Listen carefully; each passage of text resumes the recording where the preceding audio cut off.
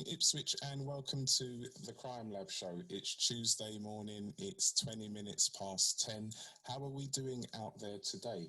I can say that the weather is slightly better, although it has been raining overnight, and the chances of rain today are also very high. So if you're just about to leave the house, make sure you're adequately dressed for your day. So what have I got for you on the show today? Well, let's get down to the basics and do some general housekeeping. So first and foremost, I'd like to say a big shout to my number one fan, Miss Lady Goldrings, all the way down there in London. Big shout to you, girl. I hope you are okay. I hope the weather is better in London than it is down here. I hope you're going to enjoy the show and have done so far. Also, a big shout goes out to Nikki and all of the other Mom Project members. I know sometimes it's not always easy for you guys to get access to the show, but I do appreciate you guys listening to the show. And on that note, I'd also like to point out that I've noticed my Facebook page has almost reached 500 likes. So I'd like to personally thank all of those people who listen to the show and who comment on the stories that I post on there. Most of the stories that I post on there are stories that I then come and I deliver to you over the airwaves and stuff. And people do comment and say, oh, you know, I like that story, or I didn't like that story, but I heard you describe it on the radio and it makes perfect sense. So please, all of you out there, tell your friends, tell your mums, your dads, your brothers, your sisters about the show, and keep, you know, liking and sharing and subscribing and doing all those other things that we all do for each other. It means so much. Thank you very much indeed. Now, since I'm on that topic, as I always do, I always like to big up the Mom Project, especially in these times, the Mind Over Matter Project, to get it correct for you. Because, you know, with this lockdown and extra curfew and stuff, as I mentioned last week and the week before, people's mental health is suffering dramatically present. There just doesn't seem to be the outlets that people need where they can go and discuss their thoughts and their feelings. You know, if you go to the doctors, you know, it's in and out literally. You know, if the doctor doesn't think you're well enough, he's not even inviting you into the studio or his practice. They're just talking to you over the phone, and that's it. You know, don't come here. We don't need you here unless, you know, you really have a serious ailment. But how would you know that you've got a serious ailment unless the doctor looks at you? So there you have it. It's a chicken and egg situation. The Mom Project has worked tirelessly to assist those of us who are less fortunate and who do suffer with mental ill health. Now, earlier on in the year, for argument's sake, let's call it January 2020, I came on air as I am now, and I announced that they would be doing a series of open workshops, which they began, and I actually attended, and I must say they were very informative, very interesting, and very good indeed.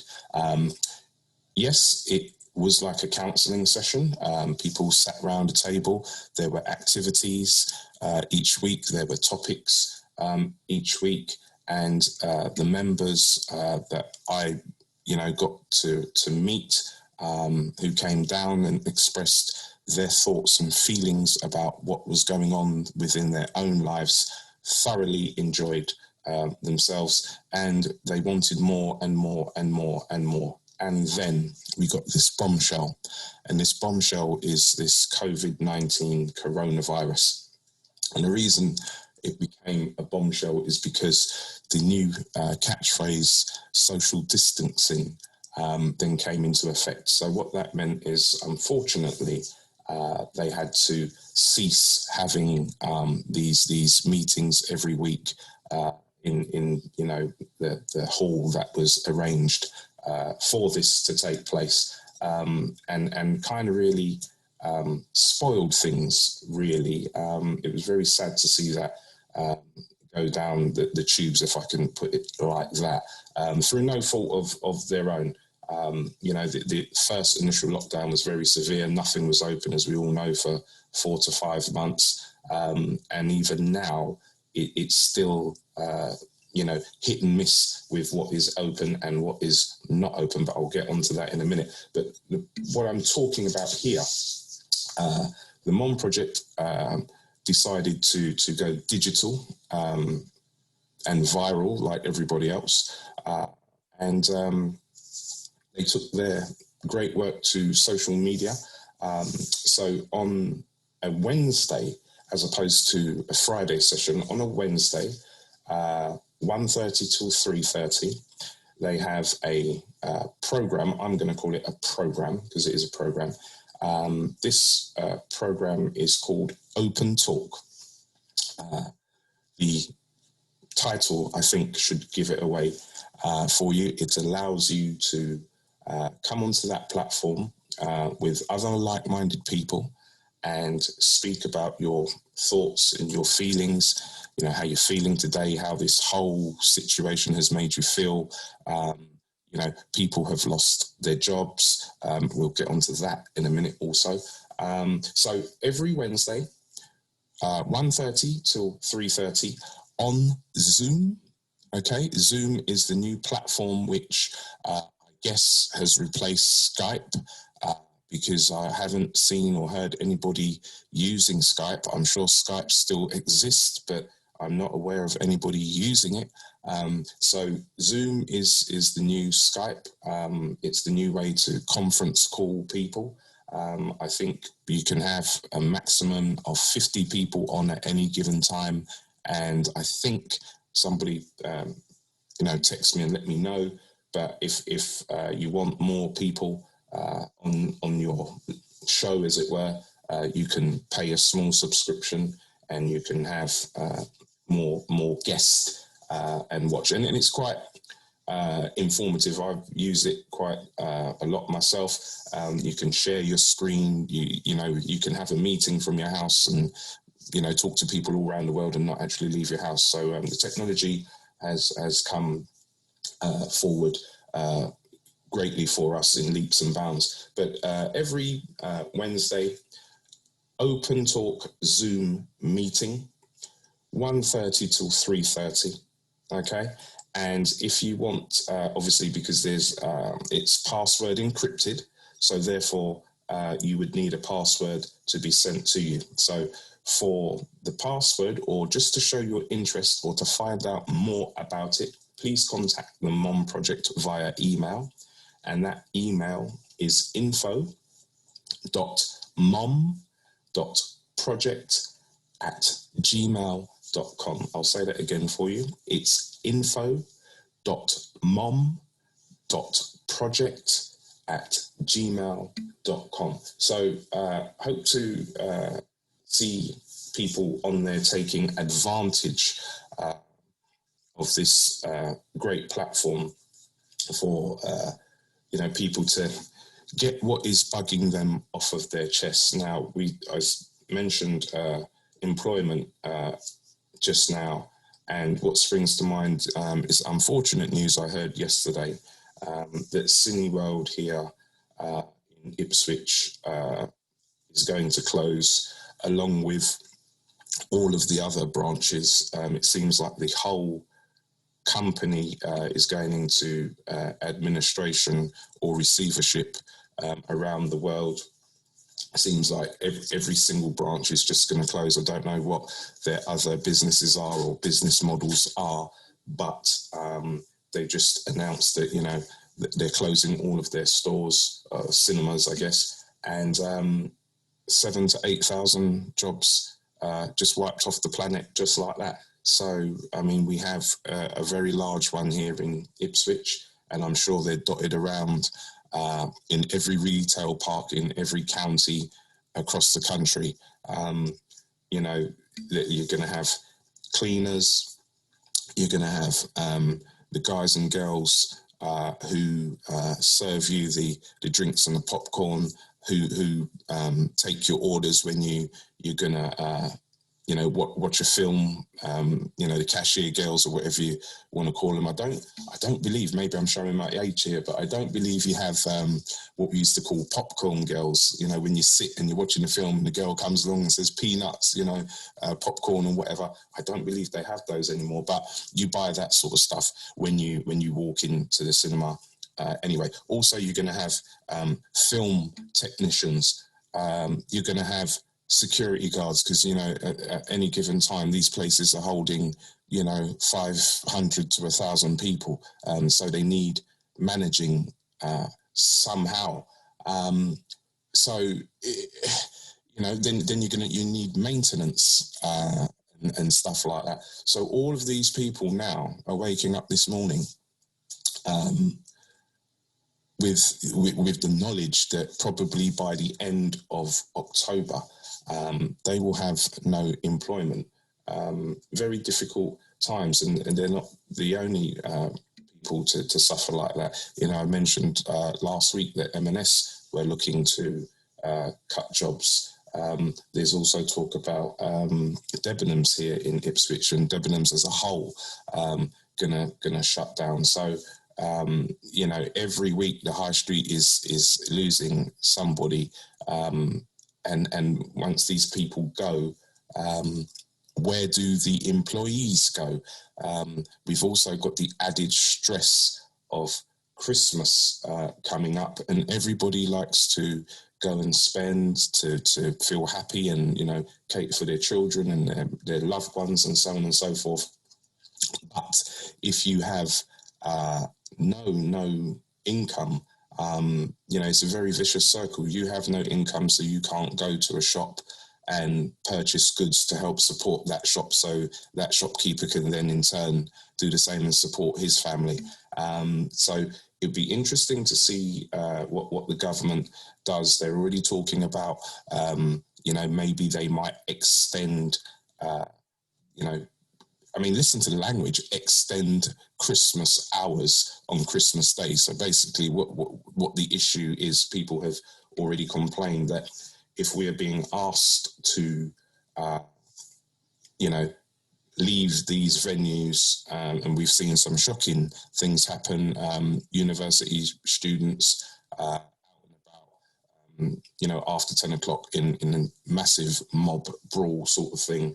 And I believe some of them have been identified and will be slapped with that £10,000 fee for misbehaving and potentially spreading the virus.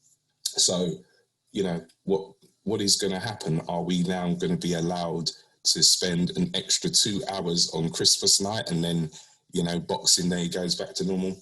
None of it really sits well with everybody. Yes, people can understand why it's being done, but it just doesn't seem to be thought out very, very well at all. So I'm going to leave you with that thought for a moment.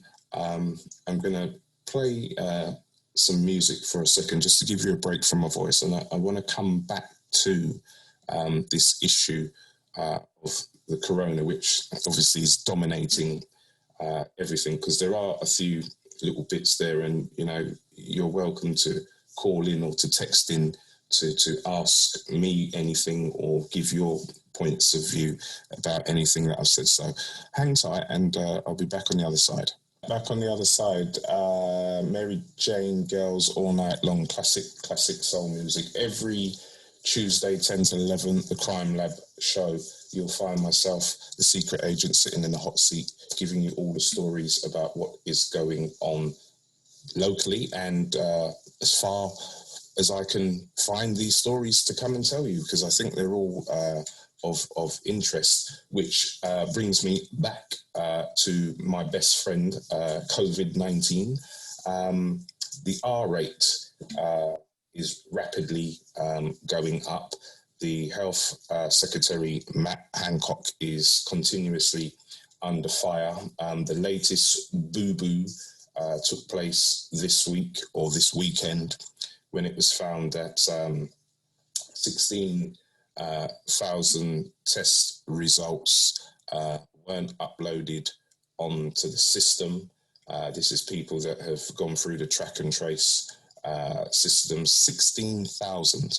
By the time the computer has rectified itself, so far they've only managed to reach 3,000 or 4,000 people to tell them, yes, you may have been in contact with somebody that has shown the symptoms of coronavirus stroke COVID-19.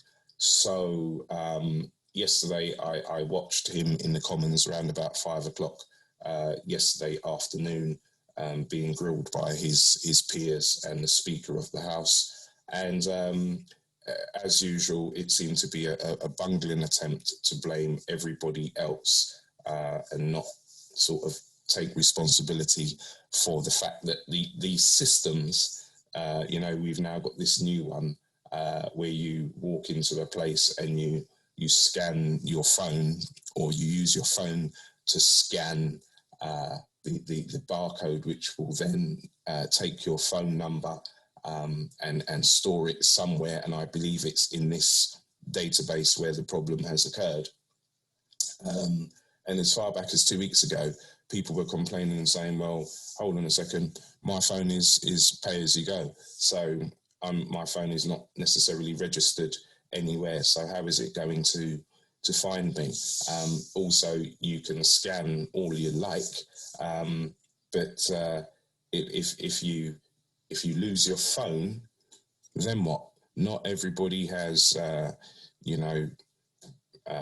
insurance for their phone, unless you have these, new super duper phones. I'm not going to call which brand. Everybody knows what brand has, the insurance that goes with it. You get your special cards, and you can do what you like with it. But not everybody has that. Believe it or not, I still know people who use very, very, very, very old-fashioned phones that are, other than the screen, there is nothing digital about them. It's not, what we're all used to now, scrolling up and down, smartphone. People still use the old-fashioned brick for their own reasons, to avoid being in the system. Some people have no interest actually in social media. I mean, I've had a Facebook account myself for about 15 years, and many of my school friends aren't on there. And when you do come across them, say, I tried to find you on Facebook or whatever. Oh, no, I've got no interest in that. So again, somebody who has no interest in Facebook and so on and so forth won't necessarily need a smartphone, because they only need somebody to call them and say hello, goodbye. That's it. So these things need to, I know we're in the middle of a pandemic. You can't just, do it just like that. But I think more application to understand reality is what I think is needed. It's very good just come out saying we're going to do this and we're going to do that. That suits you in the bubble of the House of Commons. And even that has shown, I forget the lady's name now. I did have it written down and I can't find it for the life of me, so I apologise. But there is a member of the Scottish Parliament who found out she was infected with COVID-19. And rather than go into quarantine straight away, she sort of got back on a bus and then got back on a train and then came back to the House of Parliament and then buggered off again to go elsewhere, putting all these people at risk. And she's had the party whip removed from her, which is basically the endorsement and the money that goes with being an MP. And this is all, Thursday and Friday, this last week just gone.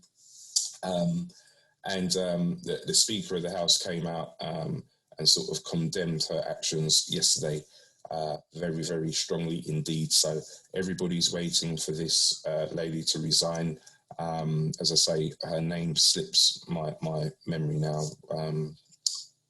I haven't seen her resign yet, and that's probably why I can't remember her name, because it probably would have been front page news, because it will be front page news, because she's quite a high profile MP. But you see, the problem is that the Prime Minister's aide, Dominic Cummings, if you remember during the lockdown, was unrepentant when he was asked to resign by fellow MPs. And, you know, he give you this story, oh, he drove all the way to Scotland or wherever it was that he went with his family. So he was in a car and they only got out once to go to loo and all this sort of nonsense. The bottom line is he was allowed to keep his job, and the Prime Minister didn't press him to say, look, mate, come on, you can't ask the country to behave like this and then you go and do it.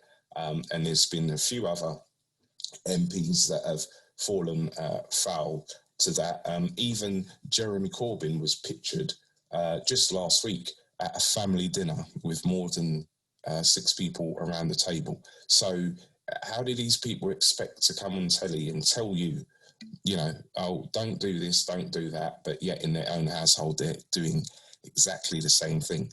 Doesn't actually ring true.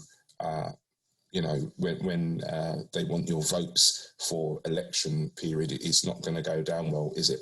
Which then brings me on to a chap by the name of Stanley Johnson. If you follow your politics and stuff like I do, you will know exactly who Stanley Johnson is. He is Boris Johnson's father, and he has just been caught for the 3rd time going into an establishment, not wearing his mask.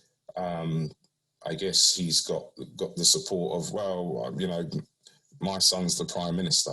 I guess that's a good line, but it's not right. You're using your power and your privilege and your position, and flouting that over other people. So because everybody knows you're the Prime Minister's father, you know, does that give you the right to in essence break the law? Because if somebody's slapping me a £10,000 fine, that's some heavyweight law that I have broken.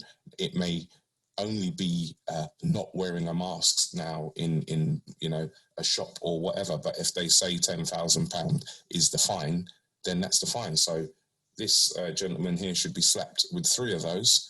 Of course, he can afford it, but that's not the point. The point of the matter is these people in positions are continuing as if nothing has happened, and you know they're not susceptible to being told off, or the laws that, in this case, the Prime Minister's own son has drafted up. But I'm not listening to that. You know, I'm just going to carry on doing what I'm doing. I think.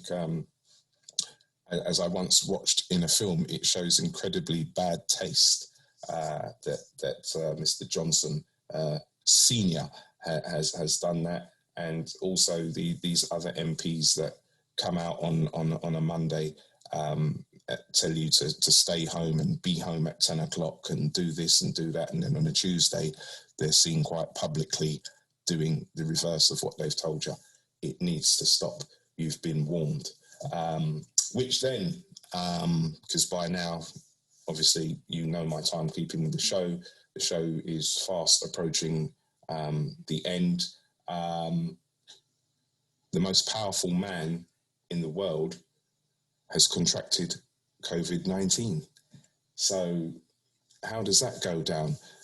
As you know, Friday and Saturday, breaking news all day. Donald Trump and the First Lady, Melania Trump, both test positive for COVID-19. Mr. Trump, as everyone knows, was talking about injecting all different types of products into one's body, bleach, this, that, and the other, Clorox. I'm sure you have all seen the barrage of animated images of Mr. Trump, sitting in a hospital bed with a glass of Dettol and a straw coming out of it. They've really ribbed him quite severely on this one. But again, this is a man who called it the Chinese virus, and I mean no disrespect to anybody who is of Chinese origin. I'm just merely repeating Mr. Trump's rhetoric and how he's come out. He's sort of said, this virus will be cleared up by the end of next week, like he could see it, somewhere. He's just been very dismissive of the symptoms. Remember, I think it still stands, America has the highest death rate. Over 200,000 people died of COVID just recently. And to a certain extent, he just laughed it off. But he's been taken into hospital. He spent probably a day and a night there, and already it seems like he's itching to get out of hospital. Yesterday, the talk was, should he have left hospital as he did in his motorcade to drive around and sort of wave out the window like the Queen does to his loyal followers. Because, you're putting the drivers of the vehicles in your close protection, Secret Service agents, you're putting them at risk. He should be under isolation, but then Donald Trump is Donald Trump. He'd probably tell you, just give me another glass of Dettol and I'll be all right. And in America, as I'm sure we've all come accustomed to, it's very, yes, Mr. President, no, Mr. President. So even you can see the president is clearly wrong. You don't talk back to the president. So he has the ability to do and say as he pleases, which is a very ignorant and arrogant way to go about things. So I'm not even sure if he was returned to the hospital. But the point is, we suffered it here with Boris Johnson taking ill, and Boris was quite severely unwell for a period of time. And some say he hasn't quite recovered from that. But we shall see. But Donald Trump, he's also got the election coming up, fighting Joe Biden. This will be, if he wins, Donald Trump's second term in office. I believe the elections will be held next month. So I guess he's anxious to get back on the road to campaign. It's all about these big Super Bowl, environments where it's, 100,000 people all shouting your name and all the different slogans that you can think about. And obviously the number one job in America is the presidency of the country. So it's something that they take ridiculously seriously, and we would have been seeing more of it, but COVID has stopped that. I remember the last time round when he was having this head-on battle with Hillary, and everyone wrote him off and thought, no, there's no way they're going to vote for Donald Trump. Hillary, Bill Clinton's wife, and obviously former First Lady, she'll get the job. And she was knocked off the pedestal quite severely. And Donald Trump cleaned up, and here we are. So, but I think the COVID situation has made people look very carefully at Donald Trump, even though even his own supporters are, starting to say, well, nothing good has really happened. A lot of talk, a lot of rhetoric, but nothing good has really happened. So we shall see how the numbers play out. But that's over the pond in the US of A, as they say. Although we have our own issues here. Brexit has gone quiet, but it's on the back burner. So again, the issue of whoever becomes, US president in the next couple of weeks will be critical for us also with arranging and financing trade deals now that we are no longer a part of the European Union. So there is a lot. I'll be honest with you, I wouldn't like to be the Prime Minister now, as much as I think I could do a better job. I'd like to get some sleep at night, and this job must really, really keep him awake, because there's, even to keep up with all the things out here that's going on. No wonder they have all these different advisors. It's just incredible the amount of stuff that one would have to process, on any given day. If there's a major incident, you've got to deal with it. You have to come out and speak to the people and rally people together. So I do not envy him one bit, as much as I will criticise him. But then also, if I think he's done a good job, I'll say so. I like to be a fair man. So with that note, I can see time is running away with me. I just want to remind you that tomorrow afternoon, which will be Wednesday, the MOM Project will be hosting their open talk session, which is 1:30 to 3:30. That's every Wednesday without fail on Zoom. You can download the Zoom onto your laptop, or it works extremely well on your handheld phone or tablet. Okay, so download the app, and for any more information on that, this open talk, which you can search and also find on Facebook, and the website, which is www.momproject.co.uk.